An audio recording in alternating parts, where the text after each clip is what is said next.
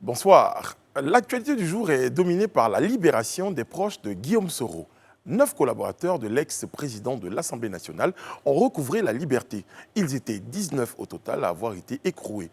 Notons que Souleymane Kamaraté, alias Soultou Soul, et le député Alain Lobognon sont toujours derrière les barreaux.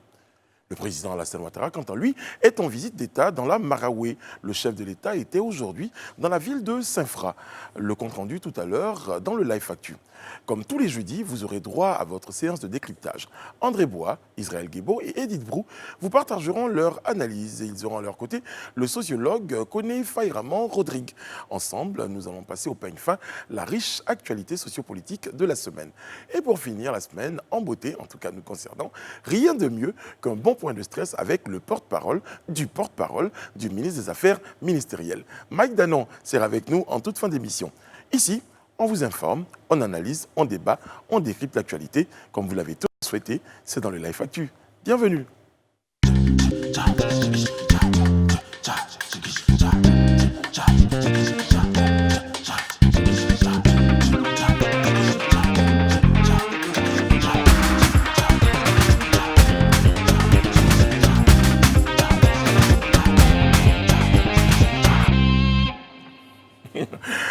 C'est une actualité qu'on décrypte dans le Live Actu, mais l'émission s'appelle le Live Talk. Israël Guébo, bonsoir. Bonsoir, vous l'aurez remarqué, c'est pas passé inaperçu dans vos oreilles. C'est clair, non, mais je suis content de te revoir. Ben oui, moi aussi. Edith Broubleu est en bleu. Ah, bonne nouvelle. Ah oui, on est jeudi. On est jeudi, c'est bien, c'est très bien. André Bois, bonsoir. Bonsoir Brice, bonsoir les amis. Bonsoir. Salut André. Vous sortez de temps en temps de votre immersion pour nous rejoindre. Mais voilà, sur ce on ne va plateau, pas oui. rester complètement immergé. Ouais. Pas mal. Sortir la tête de l'eau. Et puis, monsieur Koné Rodrigue est avec nous, bonsoir. Bonsoir. Merci de partager ces moments à notre compagnie. C'est jeudi. J'avais prévu un grand et beau discours pour vous, mais je crois que comme j'ai tout de suite parlé de Live Actu, eh bien, on va entamer notre parcours avec le Live Actu.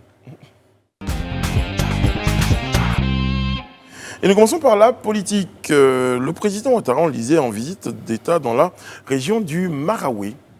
Oui, une visite qu'il a entamée depuis hier, qui a commencé par Boisflé, qui aujourd'hui il était à l'étape de Saint-Fra. C'est la 31e région qui est visitée, donc en fait on va dire qu'il a fait la boucle des visites d'État dans la région en Côte d'Ivoire. Mais cette rencontre aujourd'hui a une particularité dans le discours du président Alassane Ouattara, c'est qu'il s'est vraiment adressé à l'opposition lors de son discours, de son adresse aux populations. En des mots vraiment très, très clairs et parfois un peu durs. J'ai pris quelques citations comme ça que je vais relever. Il dit qu'il continue à l'heure des obéissances civiles à Abidjan. Nous travaillons ici en Côte d'Ivoire, ou encore il dit que les élections auront bel et bien lieu le 31 octobre prochain. Vous pouvez me faire confiance, toutes les dispositions ont été prises. Il s'adresse directement au président Rikonan Bedji, donc président du PDCI-RDA, que chacun présente son bilan. Il accuse même d'être à la base des problèmes en Côte d'Ivoire. Donc dans son adresse aujourd'hui aux populations de Saint-Fra, le président Alassane Ouattara est vraiment allé, on va dire, de front contre l'opposition pour leur dire que voilà, lui, il a comme objectif le 31 octobre et qu'il est dans un environnement, aujourd'hui on en parlera dans le décryptage, où l'opposition se braque. C'était une visite d'État qui avait des allures, on va dire, de presque de campagne, quoi, parce qu'il a adressé aussi son bilan, aussi bien de la région que depuis 5-10 ans maintenant.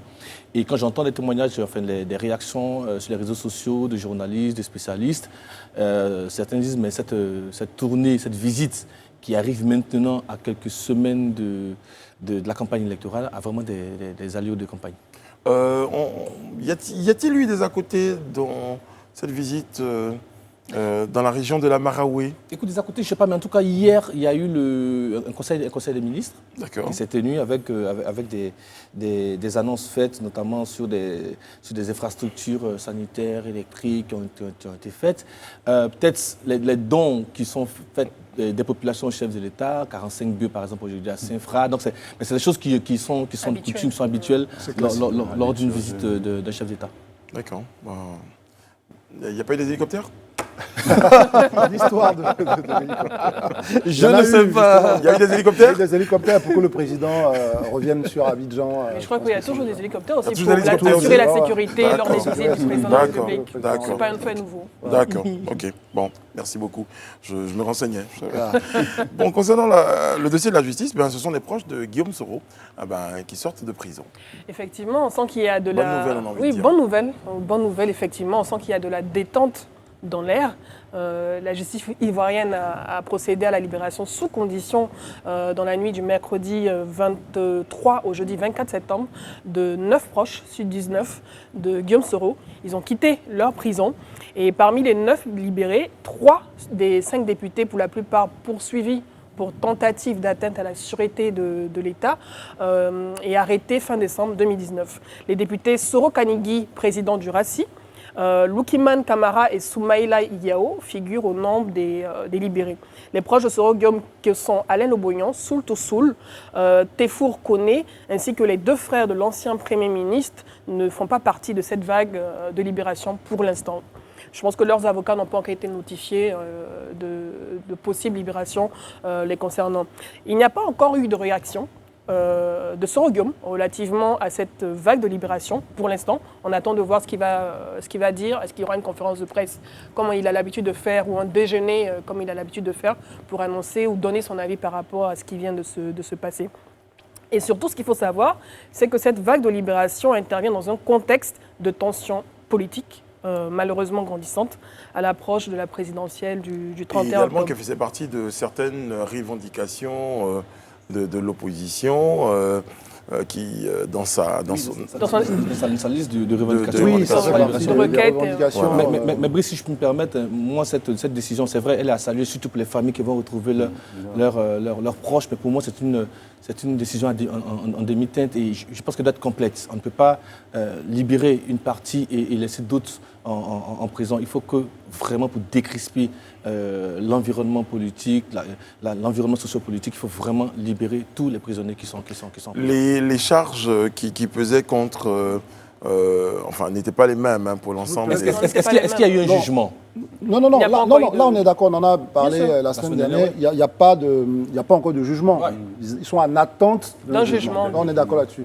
Mais ce qui relève, c'est aujourd'hui la question en même temps de Brice, ou bien la réponse de Brice à la question d'Israël, c'est de savoir est-ce que c'est les mêmes charges qui pèsent sur les uns et les autres. On peut dire on aurait pu tous les Mais- libérer en même temps parce qu'ils sont tous rentrés pour la même raison, ils sortent tous pour la même raison. Non, ou mais on pas peut poser la question, mais franchement, ça ne tient vraiment pas. Il a entièrement raison de dire qu'on a attrapé des personnes à peu près dans la même période. Absolument. On s'imagine que c'est pour les mêmes raisons. Certains avaient organisé une manifestation, donc il y a trouble à l'ordre Ça peut pas public. savoir, ils n'ont pas été Et pour jugés, d'autres, donc, voilà. c'était la tentative de déstabilisation. Si on libère tout cela, parce que parmi ceux qui sont libérés, il y a certains qui sont accusés d'atteinte à la sûreté de l'État, et pourtant on les a libérés.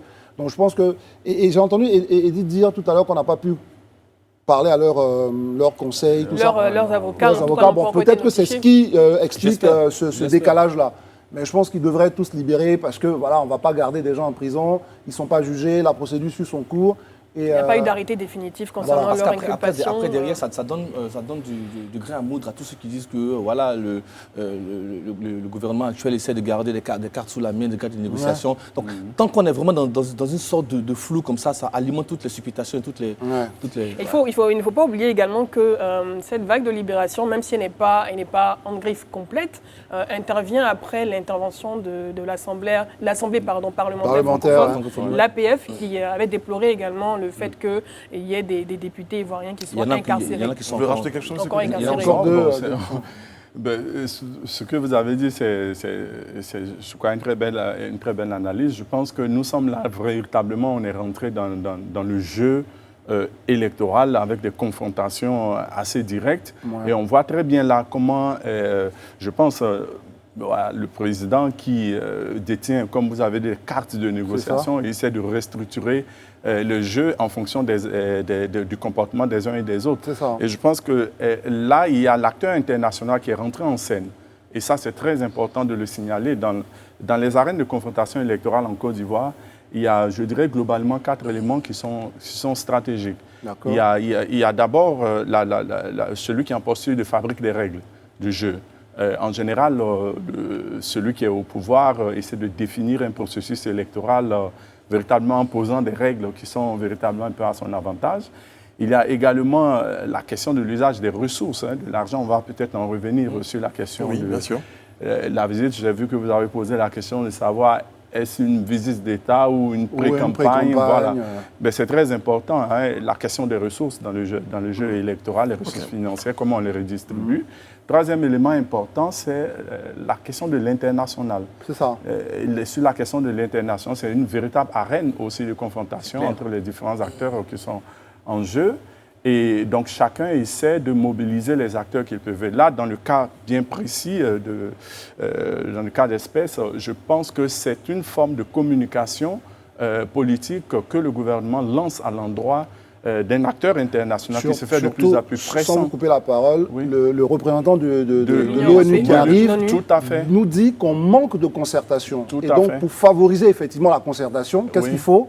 Voilà, c'est un signe qu'on envoyer lance, quelques mais en signes même temps, dans la d'apaisement. même stratégie, on essaie, puisque l'opposition est en train de se regrouper, on essaie aussi de parler indifféremment à chaque acteur. Et ça, justement, on attend réellement quelle sera la réponse de Soro pour voir exactement comment est-ce qu'il apprécie cela ou pas. Voilà, donc je finis. Le quatrième élément pour moi qui est important, et quand on regarde en tout cas l'histoire électorale en Côte d'Ivoire, c'est la question de la mobilisation de la rue, qui malheureusement bascule en général sur la violence. Et quand vous remarquez l'ensemble des élections qui se sont déroulées, la violence a toujours été l'un des facteurs clés qui finalement détermine comment l'élection se termine. Ou comment, voilà. Donc c'est véritablement, je dirais, ces 4 éléments qui, à mon avis, doivent être scrutés de près pour voir comment vont se dérouler le processus électoral en cours. Ok, 4 éléments qui ont été présentés, bien présentés. Je crois qu'on aura l'occasion de donner les détails de ces différents éléments-là tout à l'heure dans le décryptage. On va ensemble refermer cette page d'actualité qui marque la fin de la première partie de notre émission. Dans quelques instants, la session de décryptage. Alors messieurs, à propos de ce décryptage, on va commencer par le sujet de la présidentielle et la grande attraction, et là je vais parler du RHDP dans un premier temps, qui est engagé dans une forme de bataille. Vous êtes d'accord avec moi? Sortie d'Adjoumani, sortie de Big Togo, sortie de Ouattara. Oui, bataille des mots surtout. Comme je le disais hier, le RHDP montre son exaspération face à ce qu'elle appelle de l'incohérence, comme le disait Adama Bictogo sur les antennes de RFI, l'incohérence de l'opposition qui dépose des dossiers de candidature, attend les résultats au niveau de la Cour constitutionnelle. Il y a finalement des candidats qui sont retenus, en tout cas de son côté, et qui se plaint quand même du fait que les CEI locales n'ont pas été remaniées, refaites, qui se plaint également qu'elle va lancer une désobéissance civile, alors qu'elle est quand même dans les starting blocks. Donc, le RHDP considère que c'est une forme d'incohérence et que la candidature d'Alassane Ouattara n'est pas négociable de toute façon et qu'ils sont prêts quand même à aller aux élections, même si peut-être il y a un boycott et que le scrutin n'est pas lié aux participants, mais aux votants. Quand le participant du RHDP est, selon eux, le meilleur capitaine. Exactement. C'est pas qu'une bataille des mots, c'est aussi une bataille de l'espace audiovisuel. Il y a une vraie occupation de la scène audiovisuelle sur les médias étrangers notamment, parce qu'ils savent très bien le taux de pénétration que ces médias étrangers ont ici en Côte d'Ivoire. Et c'est bien dommage. Il y a cette occupation. Ça, c'est un autre débat. Ça, c'est un autre débat.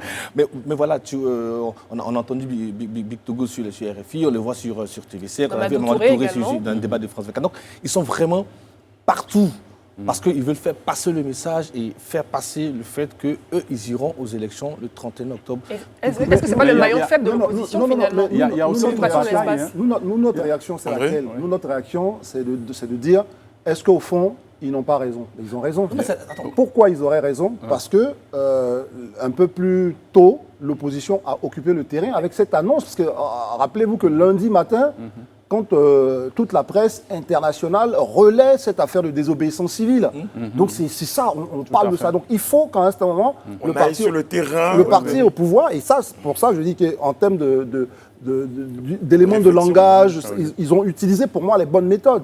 Ils ont occupé la presse, le président qui passe dans Paris Match, Adoumani qui fait la déclaration, de l'autre côté Big Togo dans l'interview sur RFI, sur France 24 on a retrouvé donc Mamadou Touré. Donc ils ont essayé de réagir parce qu'il fallait contrebalancer cette idée que la Côte d'Ivoire serait en train de basculer vers la désobéissance civile. Bon voilà, que ça, pour le coup c'est un jeu politique qui me paraît vraiment plutôt simple. Et surtout tout à l'heure vous parliez, allez-y. Pour répondre à Brice, qui faisait un peu le parallèle avec les médias locaux, il faut bien comprendre que depuis quelques semaines, il y a une pression de la communauté internationale qui est sur le gouvernement. Donc, la meilleure façon de répondre, c'est d'être présent dans les médias internationaux. Je pense qu'on a reçu sur nos plateaux aussi différents membres du RHDP. Aujourd'hui, la bataille se joue à comment l'image de la Côte d'Ivoire, qui a été écornée, il faut le reconnaître, avec les violences qu'il y a eu, avec toute la polémique sur la candidature de Alassane Ouattara, comment est-ce qu'aujourd'hui la Côte d'Ivoire peut se repositionner au niveau international? Et la meilleure façon de parler à l'international, c'est de communiquer sur ces médias. Et vous parliez d'un taux de pénétration de ces médias internationaux. Il y a des selon certaines personnes, des indicateurs. On dit quand ces médias internationaux commencent à parler de vous un peu trop longtemps ou bien donner beaucoup la parole à quelqu'un d'autre. Et surtout donner l'heure avec Abidjan, il est 8h. Voilà, et quand on commence à donner la parole à quelqu'un d'autre, c'est qu'ils ont choisi le camp. Donc du coup, mieux vaut que tout le monde soit partout pour pouvoir équilibrer l'information et dire, ça y est, c'est pas un avantage que quelqu'un a vis-à-vis de nous. Bien noté. Merci beaucoup, messieurs. Bon. Le reproche, pardon. Allez-y, terminé. Le reproche qu'on peut faire, et notre invité en parlait tout à l'heure, c'est aussi le fait que pendant la tournée du chef de l'État, on est dans cette offensive médiatique et de communication. Oui. On est vraiment dans des annonces, on mobilise tous les ministres, on mobilise toute la presse, on mobilise tout le monde pour accompagner le chef de l'État. C'est normal dans une visite d'État, mais là, dans le timing, on est vraiment dans une contre-offensive vis-à-vis de l'opposition. Moi, je pense que nous sommes dans une arène actuellement de confrontation très, très, très forte, je dirais, sans utiliser peut-être une rhétorique guerrière, mais on est pratiquement dans le registre du combat. Oui, bien sûr. Et véritablement, l'opposition a occupé, les médias a réussi à véhiculer un message ces dernières semaines, à se positionner. Je crois que c'est une contre-offensive. C'est ça. Et quand on voit les canaux à partir desquels, les médias à partir desquels le parti au pouvoir essaie de véhiculer ces messages, on voit que véritablement il y a une guerre qui se joue aussi à la fois au national, mais également à l'international. Parce que vous voyez des médias comme Paris Match, ainsi qu'il y a une audience au-delà nationale, mais qui a une certaine image, une certaine crédibilité. Donc nous sommes là véritablement, à mon avis, sur un des registres de combat qui va se jouer dans les jours à venir. Et puis sur le terrain, il y a des démonstrations de force. Quand vous voyez les images des visites du président, on se dit, ça y est, vous pensez qu'il ne mobilise pas, mais on vous démontre qu'il mobilise véritablement. Voilà. Et déjà, ça avait déjà commencé avec les marches et les rencontres. Bon, on va reconnaître que ça a commencé. Nous sommes déjà rentrés dans la campagne. Et ça, pour nous qui aimons la politique, c'est le moment qu'on adore aussi. Il faut qu'on aime ce moment-là. Parce qu'il faut que... Vous savez, là, on parle de la politique française, etc., même la politique américaine. Elle est violente, la politique. Donc, mais cette violence-là, notre invité l'a dit, il a parlé de guerre, mais cette guerre-là doit être dans les mots, elle doit être institutionnalisée. Selon des règles. C'est pas une guerre avec les armes. Et ça, on aime ça. Israël, il ne dira pas guerre, il dira jeu. Non, mais c'est exprès le mot qu'on utilise. Mais voir un président de la République tenser l'ancien président et lui dire que, écoutez, au fond, vous êtes le problème aussi de la Côte d'Ivoire. C'est bon, parce ça va même un peu plus loin. De tous les noms. Ça va un peu plus loin. Quand vous regardez, excusez-moi, le discours du président dans Paris Match, de la manière dont il dépeint Soro Guillaume, il remobilise un peu toute son image de rebelle contre les règles, mais qui dit que sa place est en prison. Je pense que ce n'est plus la Saint-Valentin entre les deux. Oui, parce qu'il le dit clairement. Donc nous sommes là véritablement dans le combat politique. En tout cas, il joue son rôle au-delà de candidat, de chef de l'État, de président également. C'est vrai qu'il a des mots qui peuvent parfois paraître assez durs. Oui, moi je déplore souvent des mots qui sont un peu, à mon avis... Assez durs, alors qu'on est à la recherche de consensus. Il y a des coups qui sont au-dessous de la ceinture quand même. C'est la politique, c'est le jeu politique. Je ne suis pas pour la violence verbale, mais je veux dire, on peut déplorer, mais... Encore moins pour la violence physique. Encore moins pour la violence physique, d'accord. Pas pour la violence tout court. Je ne suis pas pour la violence tout court, mais quand même...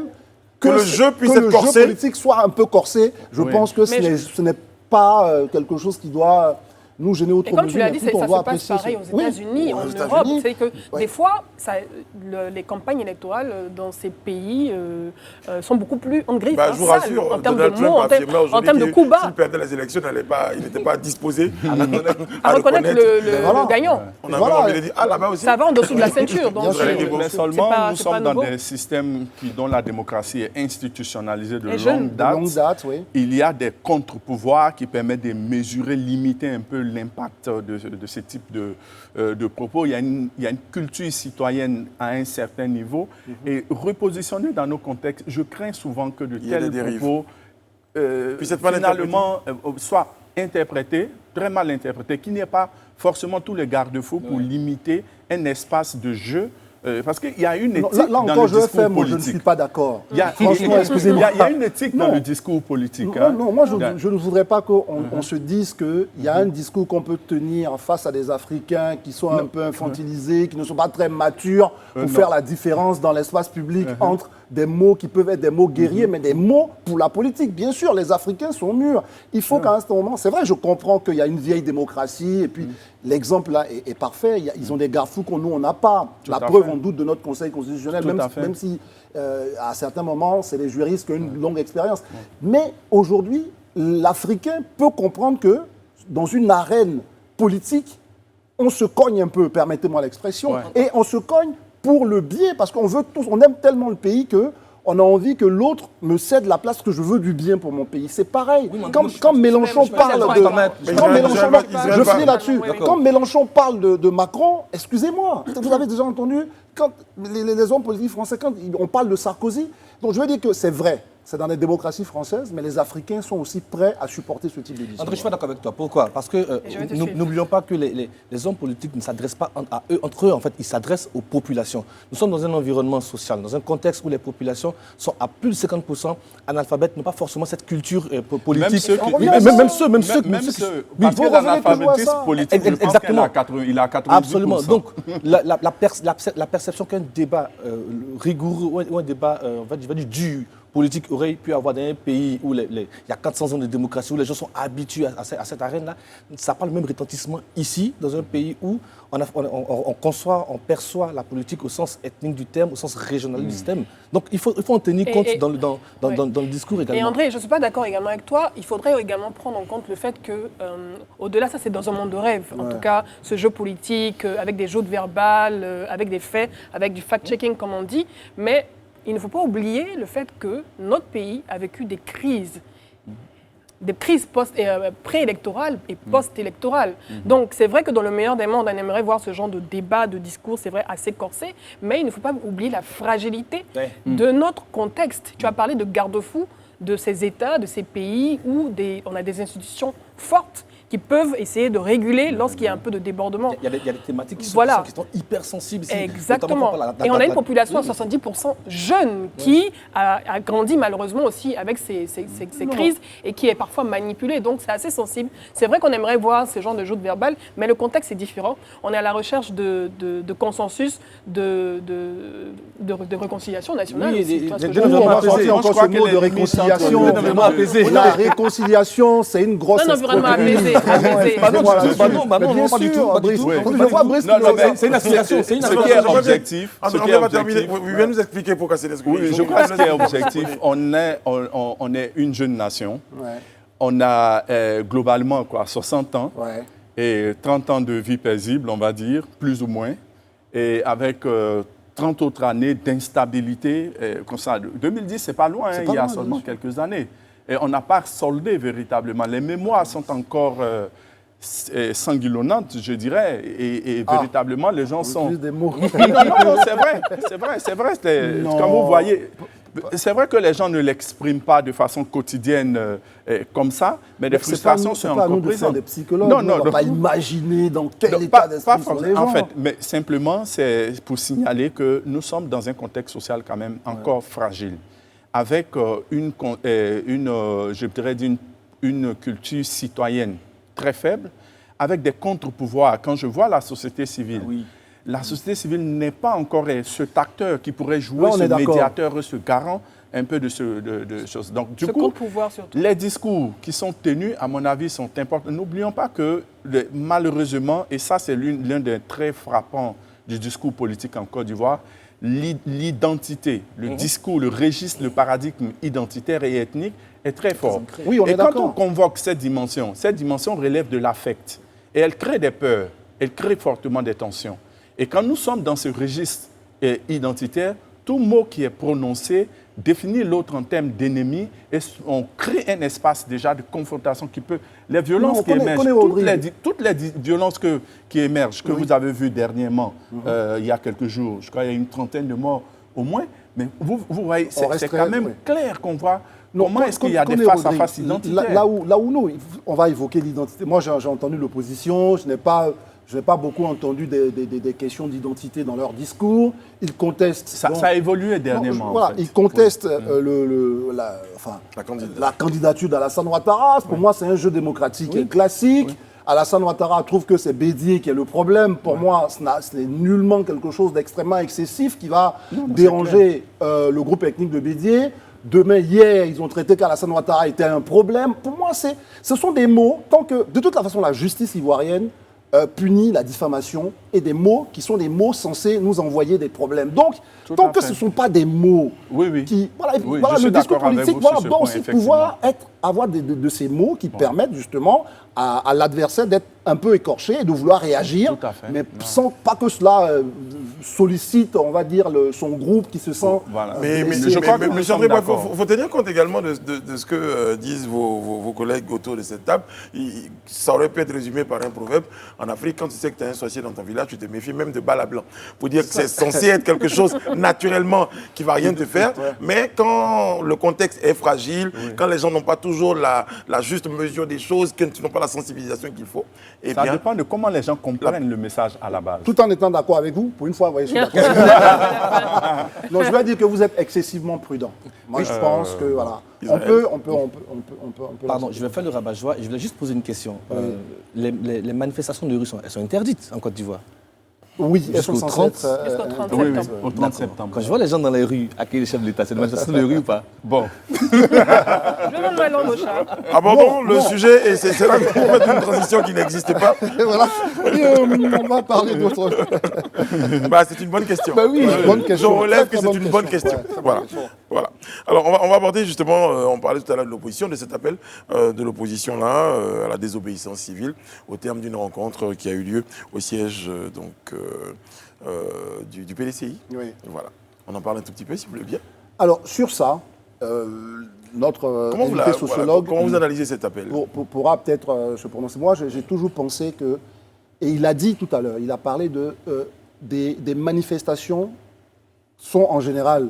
Dans notre pays, on commence à avoir un rôle très important, mais il y a surtout le côté violence qui vient. Tout à fait. Donc moi, quand je vois désobéissance civile, c'est tellement beau pour Israël et vous et nous autres qui aimons tout ce qui s'est passé aux États-Unis, comment les gens ont désobéi pour que justement on fasse en sorte que leurs droits soient respectés. Oui. C'est un bon mot, c'est une belle expression. Moi, ma question, je la pose à nous tous.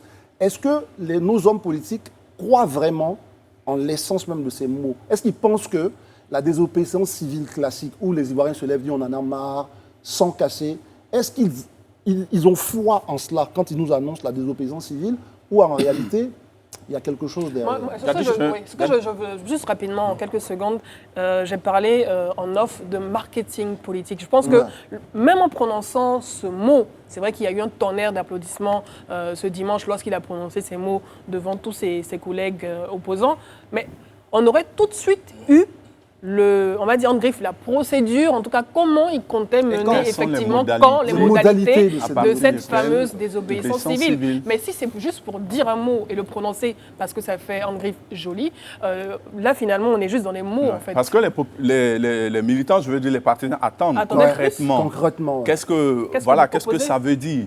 Mais ça a toute une résonance quand vous posez historique. des questions aux différents membres de l'opposition, on a reçu ici hier le président du PSI. Lorsque vous leur demandez mais qu'est-ce qu'on met dans désobéissance civile, ils ne sont pas capables de vous dire on va faire ceci, cela. Par contre, si vous écoutez bien l'intervention de Mamadou Koulibaly au sorti de cette rencontre du 20, il donne une piste, il dit que c'est le refus de toute décision d'injustice. Donc, Oui. on a un début, c'est-à-dire que toutes les décisions qu'eux considèrent comme étant injustes, ils vont... Mais déjà, il y avait une rencontre à la CEI. Voilà, je pense que parties ne voilà. sont pas allés. Voilà, C'est un peu, je pourrais dire de façon concrète, on pourrait imaginer ça vers ça. Mais pour les populations, qu'est-ce que ça veut dire? C'est ça la grosse question. Il y a une vraie pédagogie à faire. Il y a une vraie pédagogie, mais ensuite, il aurait fallu qu'il y ait une certaine conscience citoyenne d'un certain niveau pour comprendre réellement quel est l'enjeu véritablement de cette désobéissance. Parce que les populations, ils écoutent. Voilà, c'est un peu difficile. Peut-être que les populations ont compris, mais ne sont pas intéressées. Qui sait? Non, mais surtout le comprendre au sens littéral, ils peuvent le comprendre au sens littéral. Parce que tout le monde ne sait pas forcément ce que ça veut dire, ce qu'il y a à l'intérieur de la désobéissance. Non, mais ça, j'ai compris. Mais sauf que quelle réaction les populations ont eu? C'est juste ça.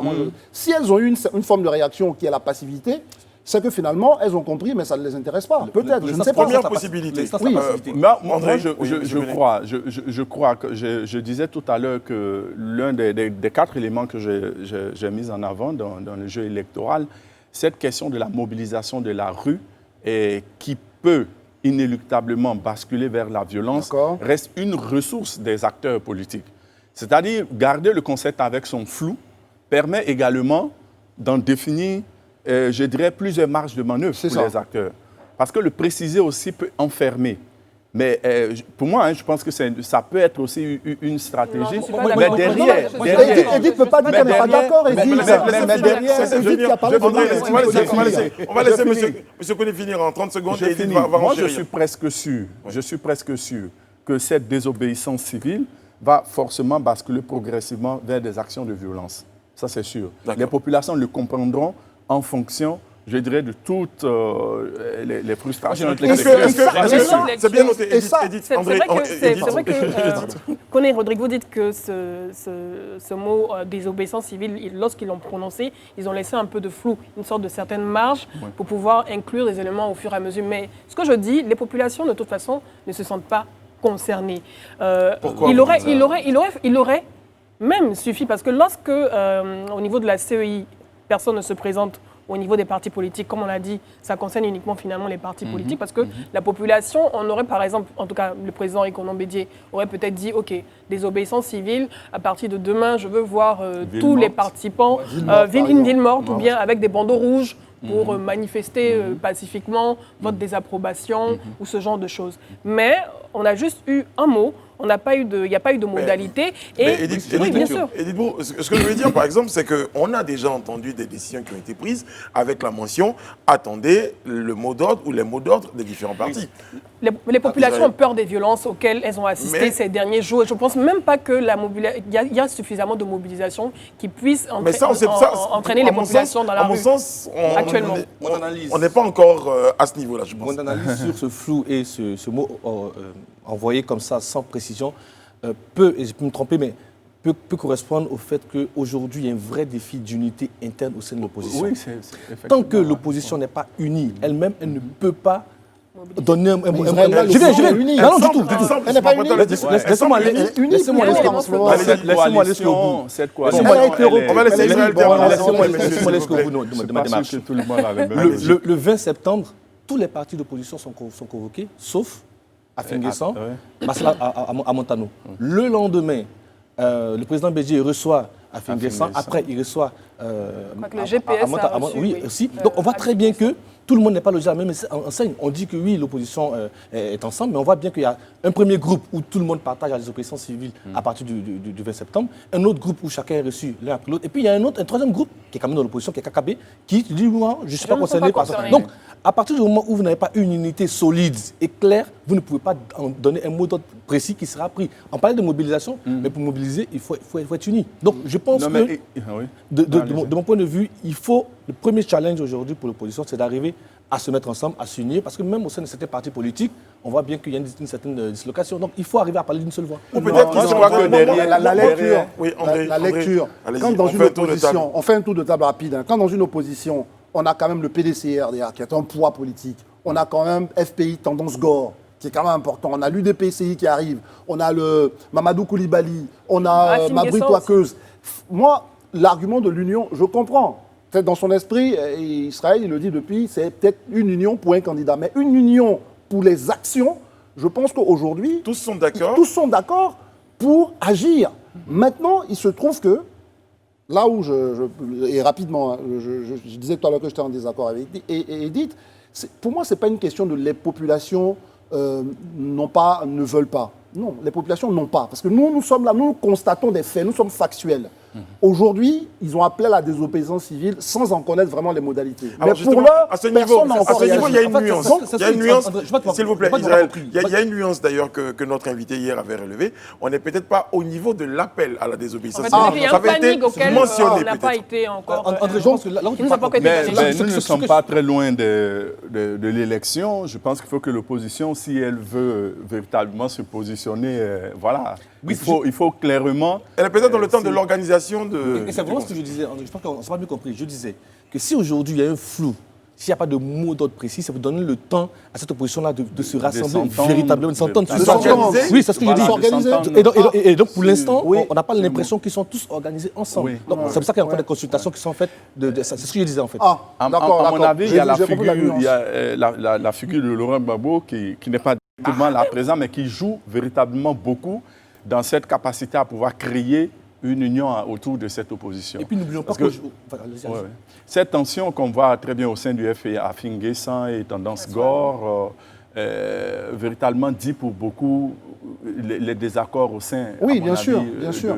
de cette opposition. Et je sais que le parti au pouvoir comprend très bien, moi je lis dans l'interview Du président. du président, je pense que la rhétorique qu'il a utilisée, les éléments des langages à l'endroit de... On voit que le discours se fraternalise à l'endroit de Laurent Gbagbo, mais qui se radicalise à l'endroit de Soro Guillaume. C'est ça. Voilà, il faut assez lire ça comme également une stratégie S, une manière de parler à Laurent Gbagbo pour également désunir l'ensemble. Je pense qu'il y a des stratégies là qui se jouent actuellement, voilà, qui montrent que l'opposition a un véritable défi actuellement d'une unité.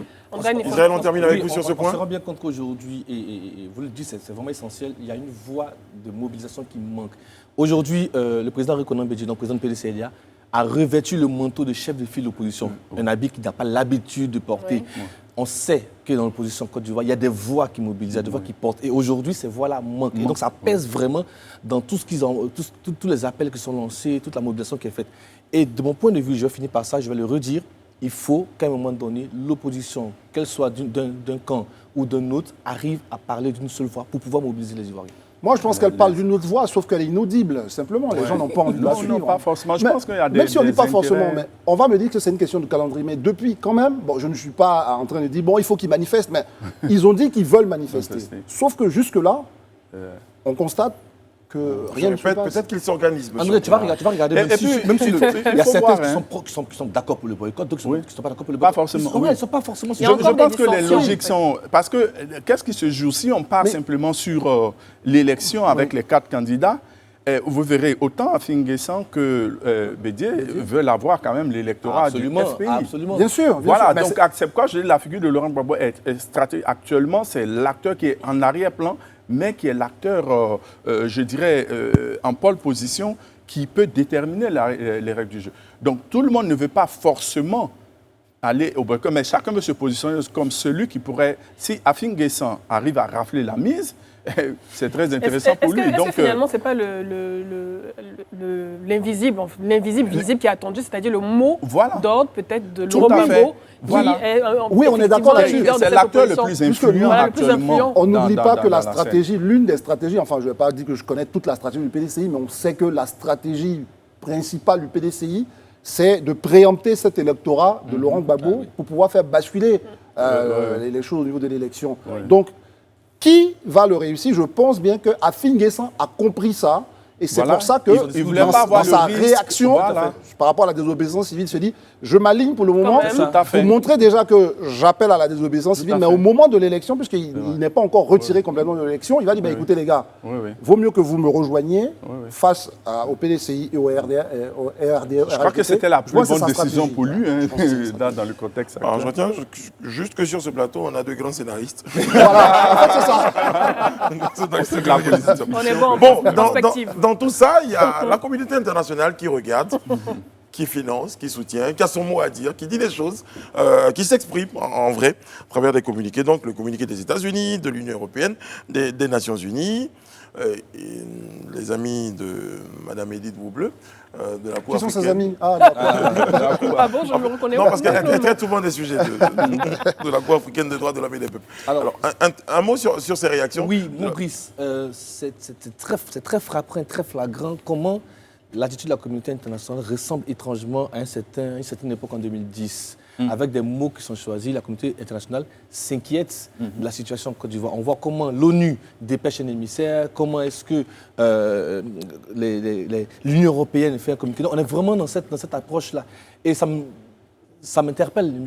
Je me dis, Pour l'instant, on n'a pas encore vu la CEDEAO. la CEDEAO, Si on- elle est occupée au Mali pour l'instant. Non, mais il y a une chose aussi qu'on doit retenir. Hein, la communauté internationale est aussi partagée à travers les informations qu'elle reçoit. Et puis, pense aussi aux éventuelles conséquences qu'il peut y Tout à avoir fait. si demain, il y a un drame et Oui. qu'elle n'a pas prévenu. Donc souvent aussi, il y a des considérations aussi diplomatiques. Bien Et sûr. puis, il y a des considérations, voilà, on est des gendarmes du monde, mais on essaie de vous dire, attention, vous avez déjà connu une crise. Est-ce que ce n'est pas en train d'arriver? Mais je ne suis pas convaincu que cela dénote de leur choix. Parce que certains commencent à dire, ah, mais est-ce que... C'est-à-dire aujourd'hui, on interprète chacune des réactions, chaque mot de la communauté internationale, chacun a son...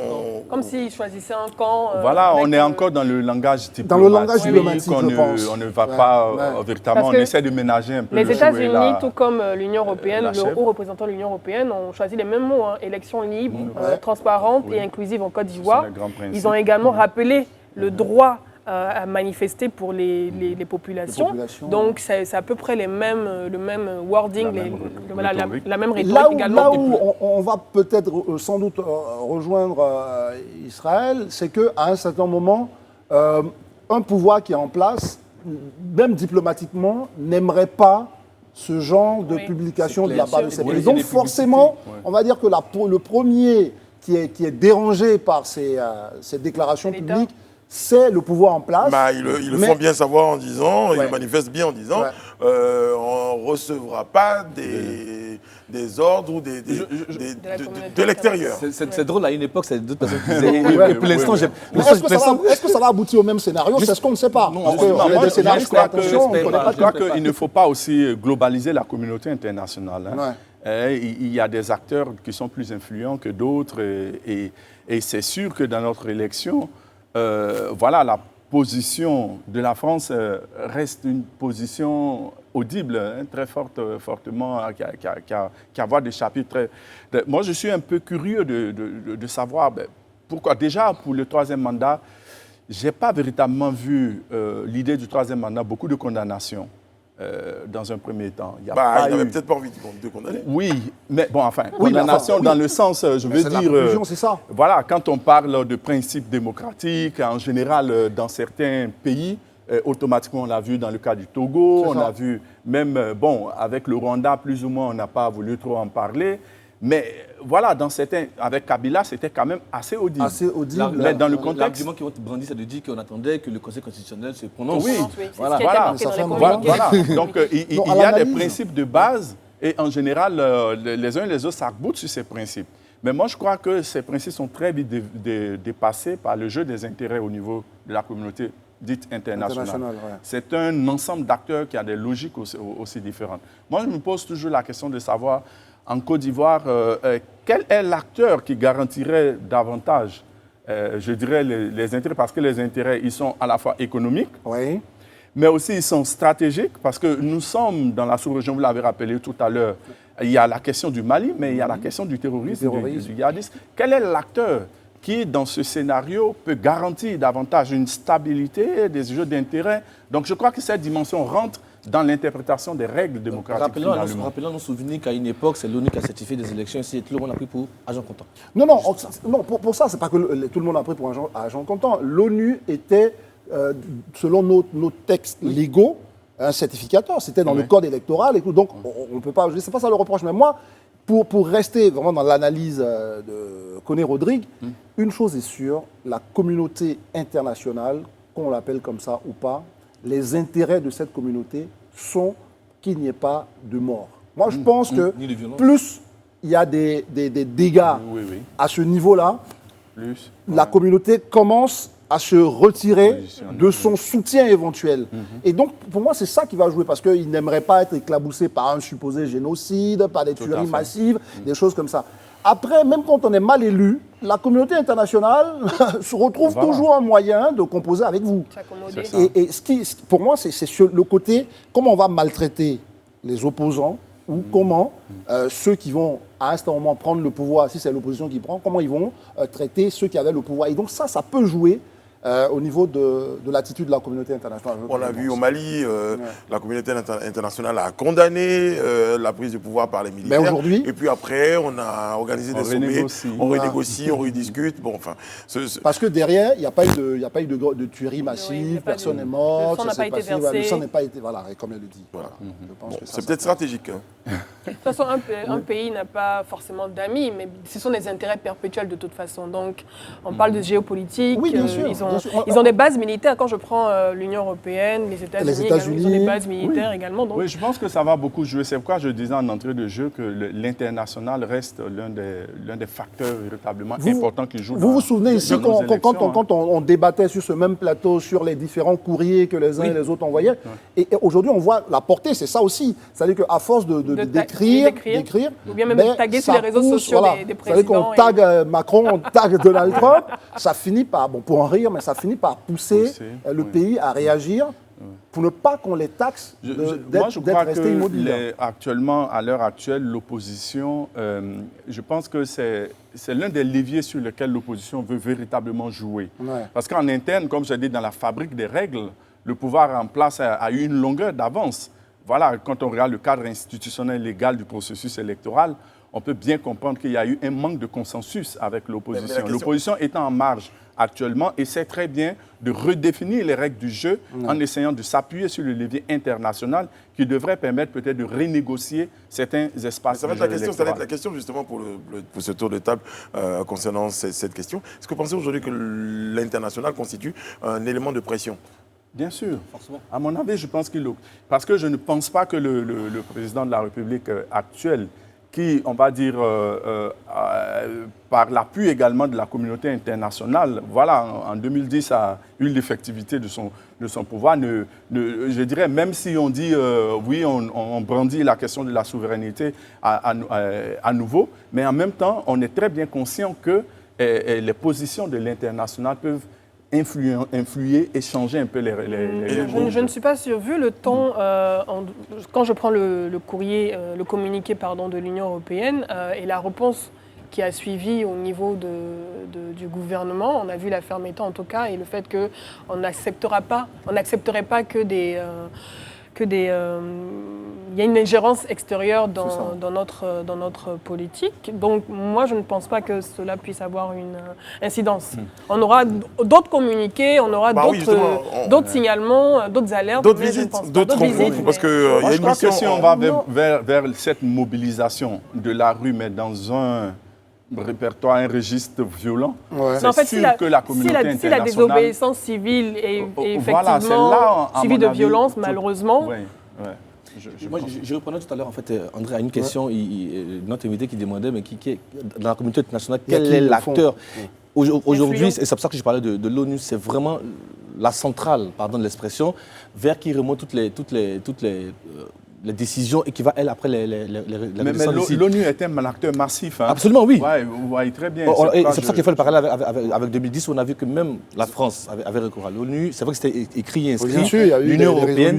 Et aujourd'hui, on voit bien que dans la démarche, ceux qui sont sur le terrain pour essayer de parler aux différents acteurs politiques, c'est encore l'ONU. Donc je pense que... C'est peut-être un hasard de calendrier, ou peut-être que cette mission de l'ONU-là, après, on a envie de dire... Non, ce n'est vraiment pas un hasard de calendrier. Et moi, je m'appuie sur ça pour rejoindre Koné Rodrigue, pour dire qu'effectivement, c'est une clé de notre jeu politique. Clé, hein. Et quoi qu'on dise, quand on évoque la question de la souveraineté, on n'est pas sourd non plus à ce que la communauté internationale nous envoie comme message. Non, mais après, la question de la souveraineté, dans des déclarations, ça reste aussi quand même un discours diplomatique, et puis ça reste aussi à un moment, il faut essayer de s'affirmer. C'est la Mais raison. les États-Unis ont beau dire on négocie pas avec les terroristes, Voilà. mais ça n'a pas exclu que de temps Tout en à temps, fait. il y ait des missions qui soient... Voilà. Mais il a donné une des raisons pour lesquelles la communauté internationale, comment ils ont appuyé le président Alassane Ouattara pour qu'il arrive au pouvoir. Donc ça, c'est vraiment d'un niveau politique. Mais il y a aussi un niveau économique. On ne peut pas fouler aux pieds, justement, des recommandations de personnes qui investissent vraiment dans notre... non seulement dans le jeu politique à travers des élections, qui investissent dans notre économie, qui accompagnent justement notre société civile. Donc, je pense que même si on veut se jouer les fâchés, pour parler comme les jeunes, on finira par leur dire à côté, bon, écoutez, on va faire en sorte que... Et on fait sortir quelques prisonniers. Ben voilà, donc voilà. Donc ça, pour moi, ça compte, c'est un élément clé. Ça ressemble à du marchandage. Il n'aime pas ça. Non, mais clairement, aujourd'hui, on le disait en début d'émission, toute cette offensive sur les médias internationaux sont vraiment dans le sens de montrer... faire basculer l'acteur international.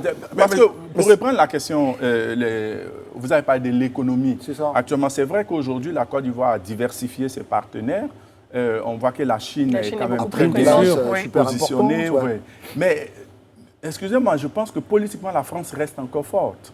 Remarquez simplement, justement, cette visite du chef de l'État, quel écho ça a eu auprès aussi des opposants, qui étaient à la limite en contradiction, souvent même avec leur propre logique politique, de dire il faut faire une préférence au national pour des questions nationales. Mais on a interpellé le président Macron sur la problématique du troisième mandat. C'est pour dire que l'international, et surtout l'acteur, pour moi, français, va jouer quand même. Et là où je vais te rejoindre, au niveau du fait qu'il ne soit peut-être pas sourd à un moment donné à l'appel de la communauté internationale, c'est que de toute façon, lorsqu'il s'agit d'avoir une contre-offensive médiatique, on va toujours aller vers les médias français pour se donner plus de visibilité, avoir plus d'écho de notre message à l'attention des opposants. Et moi, je retiens juste que l'Organisation des Nations Unies est très soucieuse de la situation, regarde de très près la situation en Côte d'Ivoire, au regard de cette mission-là qui a été conduite auprès du président Ouattara. Et ensuite, il y aura des rencontres avec d'autres acteurs du jeu politique. Mais déjà, ils ont rencontré l'opposition. Yves Chambas, a rencontré Marcel Montano, d'autres leaders de l'opposition. Oui, bien sûr. Mais après, quels sont les moyens de coercition? C'est ça. Ça peut exister, en fait. Ce sont des grands... Bon. Aujourd'hui, par exemple, l'un des moyens que notamment l'ONU a sur les États, ce sont les sanctions qu'ils vont mettre, l'Union européenne aussi. Mais c'est quand véritablement nous sommes dans une sorte d'état failli. Pour l'instant, nous ne sommes pas vraiment dans ce scénario. Pour l'instant, c'est vraiment la négociation, d'écouter les différentes parties et trouver un consensus. Et je pense que c'est vraiment le mot qui est à la mode en ce moment, trouver le consensus politique. Ouais. Ok, messieurs, sur ces mots, on va... Messieurs, madame. Madame Oui, elle a raison. Oh là là, je suis désolé. Par ces temps qui courent. La deuxième fois, je n'allais pas te laisser passer ça. La première fois, je suis désolé, madame. Donc, je vais même dire madame, messieurs. Et on le retrouve avec beaucoup de plaisir récemment, en voyage. Il est revenu avec les idées les plus folles, les concepts les plus drôles. On accueille ensemble le porte-parole du porte-parole des affaires ministérielles. Je n'avais même pas fini sa présentation. Monsieur Mike Danon, bonsoir. Bonsoir. Installez-vous. Ouais, ça me fait plaisir de vous voir. Vous savez, après toute cette semaine de boycott électoral, de petits coups bas, voilà, ça va. Le Caillon Marassissé est dans la place, dont tout est sous contrôle. Bienvenue. Merci beaucoup. C'est quoi ça y est? Monsieur le ministre des Affaires ministérielles, je suis curieux, tout ce temps, tout ce silence. Il répond quoi? Qu'est-ce qui s'est passé? Qu'est-ce qui s'est passé? Ils ont voulu me virer, mais moi j'hésite comme divan. Vous ne pouvez pas me déplacer, même si vous êtes en cargo. Les politiciens ivoiriens, c'est manger si vos papa. À toi, tu ne parles plus trop. Maintenant, il fait en base. Adobédié Bagbo, ouais. Ce sont mes camarades. Élection d'octobre qui arrive, eux-mêmes, ils savent que je suis gagnant. Quand Bété commence à chanter, Il pense il est dans funérailles. Mon ami, si tu poses pas tes questions, ton émission va finir dimanche. Et couvrez-les. Laisse-moi finir cette partie. Les chroniqueuses de Live TV, ouais, elles ont Gigi. Faut parler maintenant. Ok, j'avoue que je suis toujours un peu surpris. Monsieur le ministre, bon, je sais, on va pour revenir à la politique. Vous avez annoncé une rencontre avec le président du Conseil constitutionnel, le président de la commission électorale également. Bah, le résultat? Vous savez, nous sommes en Côte d'Ivoire et en Côte d'Ivoire, tout est une question de consensus. Voilà, donc nous sommes arrivés à un consensus béton que même Chris Yapi n'a pas pu décoder. Voilà, c'est officiel, ma candidature sera déposée la semaine prochaine à la CEI. Voilà. Ah oui, vous seul? Ouais. Là, c'est bouclé, tout le monde? C'est bouclé, ma candidature sera déposée. Monsieur le ministre, au nom de quoi votre candidature va être déposée hors délai, alors que même parfois 40 autres ont été rejetés? Au nom de quoi? Bon, d'abord au nom de moi-même. Voilà. Et ensuite, au nom du principe constitutionnel, juridique qui régit même ce pays, c'est-à-dire la paix et la réconciliation nationale. Voilà. Il est temps que les Ivoiriens et les habitants de la Côte d'Ivoire se retrouvent autour d'un candidat. Voilà. Et ce candidat-là, c'est moi. Bon, vous savez, une élection avec 4 candidats, nous tous on sait que ce n'est pas chic. Voilà. C'est comme si mon frère et ami à Salfo organise les FEMUA et puis il y a seulement 4 artistes. Genre Debodo Likunfa, Debodo Doliziana, Ahmed Faras, et puis bon, allez, Tikenja. Ouais. Voilà. Donc il faut un 5e candidat pour chauffer un peu la marmite et c'est dedans qu'on est. Mais en même temps, 40 candidats éliminés, ce n'est pas vraiment d'injustice, hein, même si, on va dire pour Mamadou Koulibaly, ça fait mal à tout le monde. Voilà. Mais ils sont 4. Si tu fais 4 fois 10 en esprit, ça fait 40. Donc on est toujours dans le game. Mais ici, il y a 4. Ici, Afinguessan se retire, Kakabé se retire, et si tout le monde se retire, Médié se retire, vous resterez seul avec le président? Non, je ne suis pas seul le président. Je suis seul avec moi-même. Je ne vais pas à une élection pour perdre, moi je vais à une élection pour gagner. Je vous dis, si les Kayam c'est moi ici, bien me présenter pour penser que c'est quoi. Et puis s'il se retire de la course, il se retire de la course, il ne se retire pas de la compétition. C'est comme si Didier Drogba finit de jouer au football et puis il s'en va à la FIF. Ça reste toujours pareil. D'accord.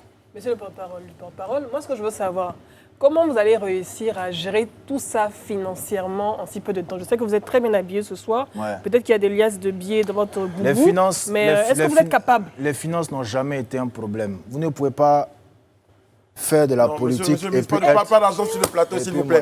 Pas d'argent sur le plateau. Voilà. Nous ne sommes pas des... attendez. N'utilisez pas de grands mots. N'utilisez pas de grands mots. On ne peut pas accepter que vous ayez de l'argent sur le plateau. Mon ami, déjà, il faut te calmer. La dame vient de parler... On va mettre la balle au centre. Non, la dame...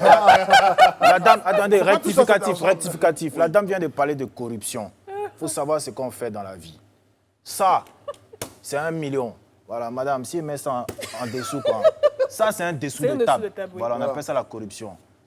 Là, c'est au-dessus. On appelle ça un don. Revoyez vos coûts d'économie. Ouais. Voilà, sinon, vous ne pouvez jamais être président de la République dans ce pays. C'est un don. Vas-y, ça qu'elle a. Allons-y. Non, mais attends. Toute la nation nous regarde. Hein? Non. Et puis, madame, il faut que vous sachiez une chose qu'on ne dit pas aux Ivoiriens. J'ai toujours été le principal financier de la politique ivoirienne depuis Oufoué. Quand on dit que Gbagbo est en Belgique, qu'il se balade dans les rues avec une chaussure qui a fait le buzz, à votre avis, qui a acheté la chaussure? C'est le Kayam Mara Cissé. Quand Ado fait meeting de candidature au Félicia, la pancarte qu'il a soulevée où c'est écrit un Koukao, à votre avis, qui a acheté cette pancarte-là? Hein? C'est moi, le Atoté national. Quand Andy Soro a fait conférence, Croissant qui était sur la table, à votre avis, Croissant qui n'ont jamais moyen d'ailleurs, à votre avis, qui a payé? C'est moi. Quand Ahmed Bakayoko fait petit meeting et puis partage les 5 millions, à votre avis, chez qui il a pris crédit? C'est bien sûr ce Aladji, le sultan boutiquier national. D'ailleurs, même demain, il faut qu'il appelle pour lui dire on ne fait pas cadeau et crédit qu'on a pris chez les gens. Donc, en bas, tu me dois 10 millions. Voilà, c'est comment ça est. Donc, ça a toujours été comme ça. J'ai toujours financé la politique ivoirienne. Et ce que je peux vous dire, c'est que chaque Ivoirien, si je suis président, recevra 2 500 000 dans son compte chaque 2 semaines. Non, qu'est-ce que j'ai entendu? Non, c'est de la pure démagogie, voyons. Qu'est-ce que vous appelez démagogie? Attends. Chaque 2 semaines. Chaque 2 semaines. Mon ami, en Angleterre, oui? Au Canada, ils reçoivent salaire chaque an. Chaque 2 semaines. Et je vous dis, les Ivoiriens vont recevoir cette somme-là chaque 2 semaines.